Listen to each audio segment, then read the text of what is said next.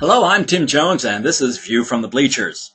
In a critically important and bold act of government intervention, it was announced last week that the U.S. Library of Congress will soon be digitally archiving the entire collection of public tweets dating all the way back to Twitter's inception in March 2006. Now you may ask, how many tweets will that be?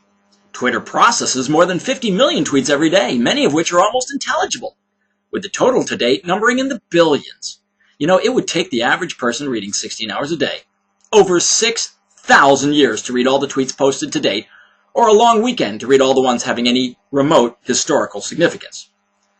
This acquisition by the Library of Congress is a landmark step forward for our society. Now, every public tweet that's ever been posted will have a permanent final resting place.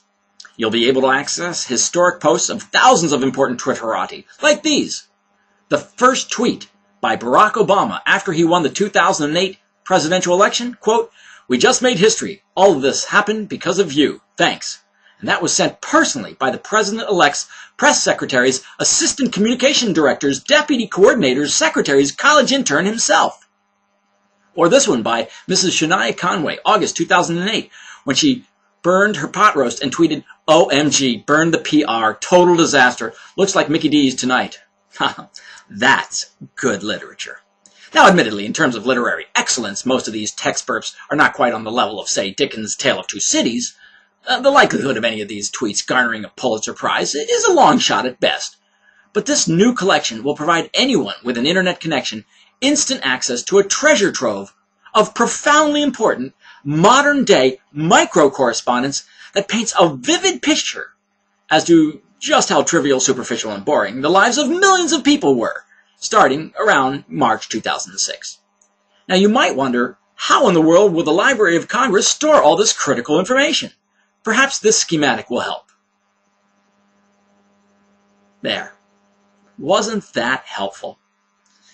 There simply are not enough terabytes of storage on the planet to hold the entire collection in one centralized database.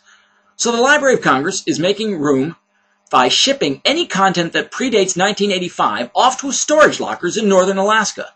The cold, dry air is good for preservation. And this way, it'll make room for the crushing volume of Twitter posts that will need to be stored.